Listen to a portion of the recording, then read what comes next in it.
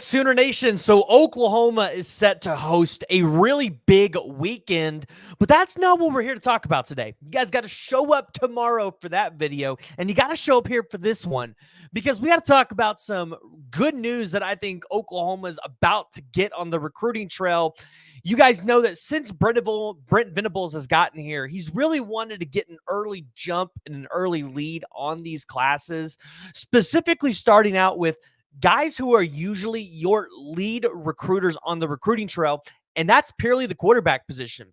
You guys might have seen several predictions flow in over the past, day for a specific quarterback that is a top 100 player in the 2026 rankings. And this is one that I think Oklahoma fans really need to be paying attention to because you might have heard a different name out there that Oklahoma could potentially land. And I think that name's still on the table.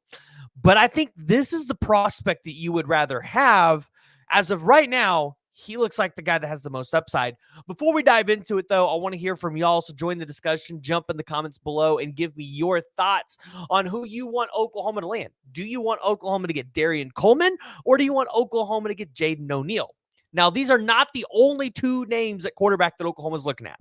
But the big news is that since Oklahoma is hosting the Brent Venables elite football camp or football camp, whatever they call it, right? This is where the recruits for 26 and 27 and 28 are going to get to come in, showcase their skills, potentially earn offers. Same thing for the youth, right? They have one for those youth kids to kind of get an idea of, okay, like, what do they need to work on? Send the parents home with some stuff to work on. And it goes the same thing with these high schoolers.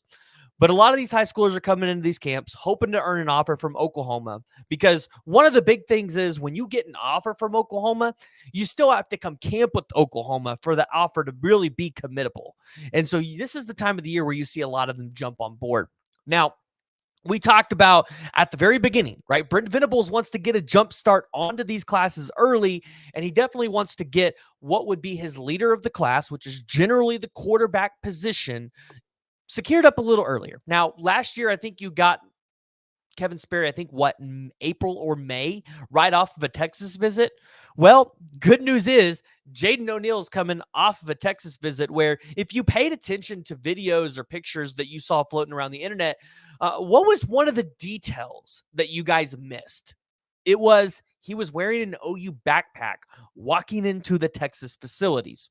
Now, here's the deal. When we really started talking about the 2026 recruiting cycle, you might have not heard Jaden O'Neal's name originally. It was kind of Darian Coleman. That was the name everybody was really high on, and there's still some people in the industry that are high on Coleman.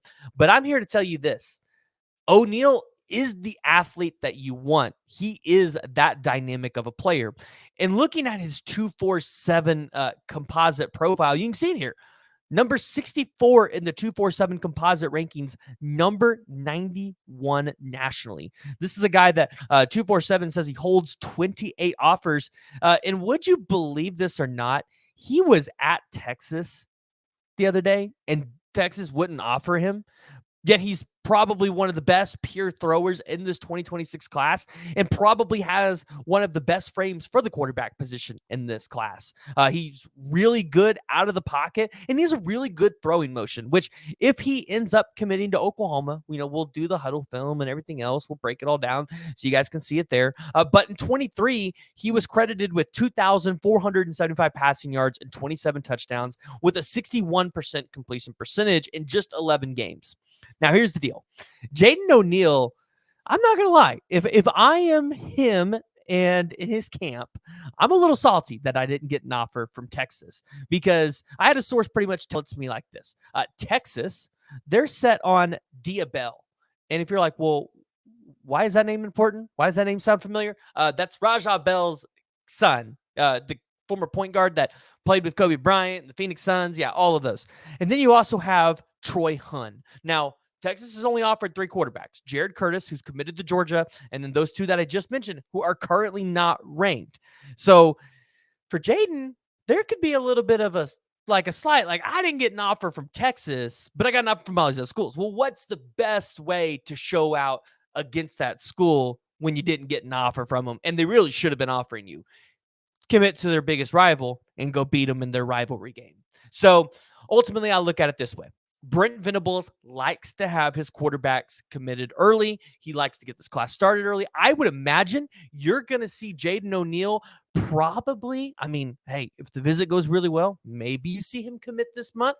Maybe you see it in the month of July or August, but I don't think this is going to go past the summer if we kind of see the current trend that we've had with quarterbacks continue to play out. But who knows? I mean, maybe Seth Luttrell and Joe John Finley want to do it a little differently.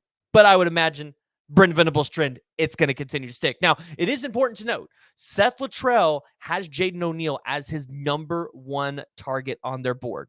That's important to note. Jaden O'Neal's been to Oklahoma like 2 or 3 times. So Oklahoma, Jaden O'Neal, they're a real thing. You guys have seen the predictions from Wiltfong, Chad Simmons. I believe Josh McCuistion put one in. So you guys have seen those predictions.